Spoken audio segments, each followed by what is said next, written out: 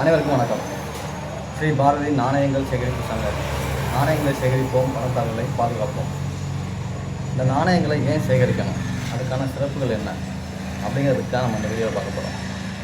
இதுக்கு ஒரு முக்கியமான காரணம், ஒன்றும் இல்லை, 2 முக்கியமான காரணம், 2 இல்லை 3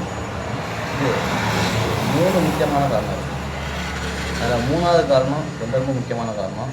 அதனால் யாரும் ஸ்கிப் பண்ணாமல் தள்ளி விடாமல் கடைசி வரைக்கும் பாருங்கள், சரிங்களா? நம்ம சேனலை யாரும் சப்ஸ்கிரைப் பண்ணாமல் இருந்தால் சப்ஸ்கிரைப் பண்ணிக்கிடுங்க. அப்போ தான் நம்ம அடுத்தடுத்து போகக்கூடிய வீடியோ உங்களுக்கு வந்துட்டே இருக்கும். இதெல்லாம் நான் வீடியோ போகலாம். முதல் காரணம் பார்த்திங்கன்னா, நாணயங்கள் அப்படிங்கிறது நம்ம வாழ்க்கையோட கலந்த ஒன்று, நம்ம வாழ்வியலோட கலந்த ஒன்று. இப்போ நம்ம தாத்தா பாட்டி காலத்தில் பயன்படுத்த நாணயங்கள் அவங்க சேகரித்து எடுத்து வைக்கிறதுனா நம்ம அப்பா அம்மாவுக்கு தெரியாது. நம்ம அப்பா அம்மா காலத்தில் பயன்படுத்தப்பட்ட நாணயங்கள் அவங்க சேகரித்து வைக்கிறதுலாம் நமக்கு தெரியாது. அதே போல் தான் நம்ம காலத்தில் நம்ம பயன்படுத்தக்கூடிய நாணயங்களை நம்ம சேகரிக்காமல் இருக்கோம்னா நம்ம அடுத்து வரக்கூடிய நம்ம தலைமுறைக்கு அதை பற்றின விழிப்புணர்வு இருக்காது. அதனால் நம்ம நாணயங்களை கண்டிப்பாக சேகரித்து வைக்கணும். அப்போ தான் நம்ம தாத்தா காலத்தில் எந்த மாதிரி நாணயங்கள் பயன்படுத்தினாங்க, அப்பா அம்மா காலத்தில் எந்த மாதிரி நாணயங்கள் பயன்படுத்தினாங்க, அதுக்கு அடுத்து நம்ம எந்த மாதிரி நாணயங்கள் பயன்படுத்துகிறோங்கிறத நம்ம அடுத்த தலைமுறைகள் தெரிஞ்சுக்கணும். இது ஒரு காரணம், சரிங்களா?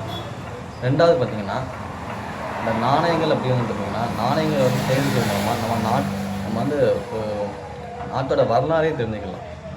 இப்போ பார்த்திங்கன்னா, மன்னர் காலத்தில் வந்து நாணயங்கள் வெளியிடுறாங்க. சேரர், சோழ, பாண்டியர் காலத்துலேருந்து ஒவ்வொரு மன்னர்களும் ஒவ்வொரு விதமான நாணயங்கள் வெளியிடுறாங்க.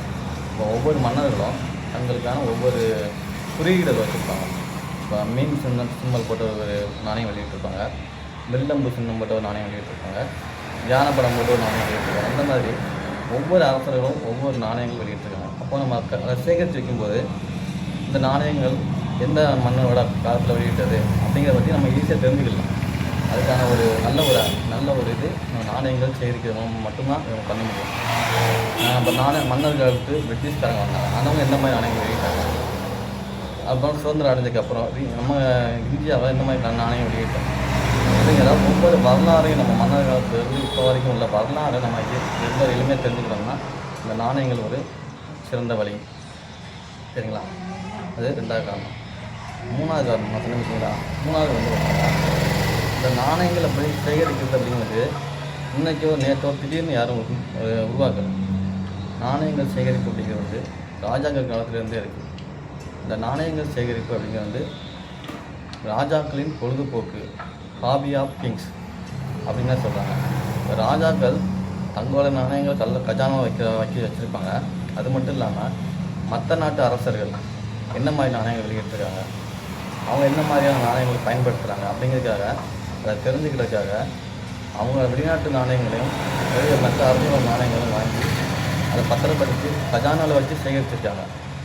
இந்த மாதிரி ராஜாக்களும் இந்த நாணயங்களை சேகரிச்சிருக்காங்க. இதனால தான் ராஜாக்களின் பொழுதுபோக்கு அப்படிங்கிறது இந்த நாணயங்களுக்கான ஒரு சிறப்பாக இருக்குங்க. அதனால் நாணயங்கள் சேகரிப்பு ஒரு முக்கியத்துவம் வாய்ந்தது. நாணயங்கள் நீங்கள் சேகரிக்கிங்கன்னா கண்டிப்பாக சொல்கிறேன், நீங்கள் ஒரு ராஜா தான். நம்ம அடுத்த தலைமுறைக்கு எதை விட்டு போகிறோமோ இல்லையோ இந்த நாணயங்களை பற்றின விழிப்புணர்வு கண்டிப்பாக மக்களுக்கு தேவை. அதனால் தயவுசெய்து எல்லா நாணயங்களை சேகரிப்போம், பணத்தாளர்களை பாதுகாப்போம். சேனலை சப்ஸ்கிரைப் பண்ணாமல் இருந்தீங்கன்னா தயவுசெய்து சப்ஸ்கிரைப் பண்ணுங்கள். அப்போ தான் அடுத்தடுத்து போடக்கூடிய வீடியோ வந்துக்கிட்டே இருக்கும்.